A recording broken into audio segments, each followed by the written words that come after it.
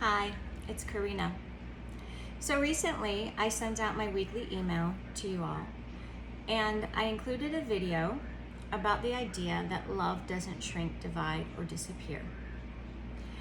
And I had another idea that I also wanted to share with you along the same lines, which is that sometimes the end, or what we perceive as the end, can actually become the beginning. So I want to share a story with you about me losing my beloved dog Finn about 3 years ago.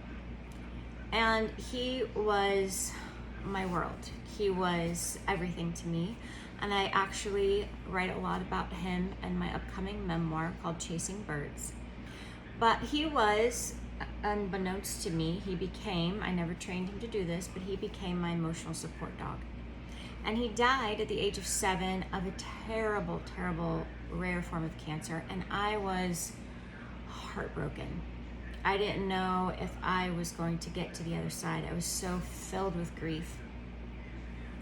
And shortly after he passed away, my husband, David, thought that it would be a good idea for us to get another dog. And I wasn't ready. I absolutely wasn't ready. I was shut off from the world. I felt like a clam. My heart, my soul, everything was just bound up and closed up and tight, and I was afraid to love again. I was afraid to open my heart up to another dog. I was afraid to even feel that depth of love again, that unconditional love I felt with my Finn. And so it felt to me like I was just so closed off, and I would only really open my eyes every once in a while just to make sure that the world was still there.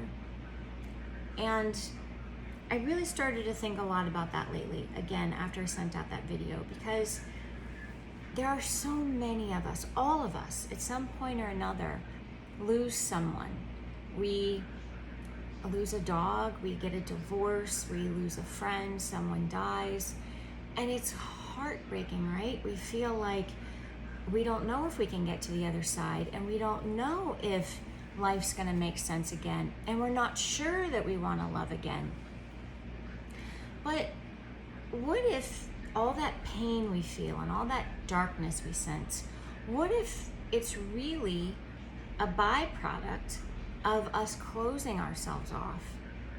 What if instead we turned it around and we decided that it wasn't about that?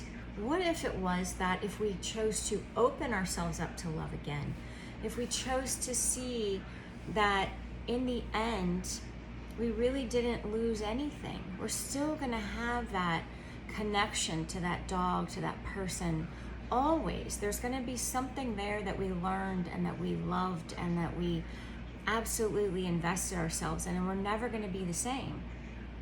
But with the crust of life and love, more love is gonna come to us, and it's going to magnify and multiply, and we're gonna get even more love.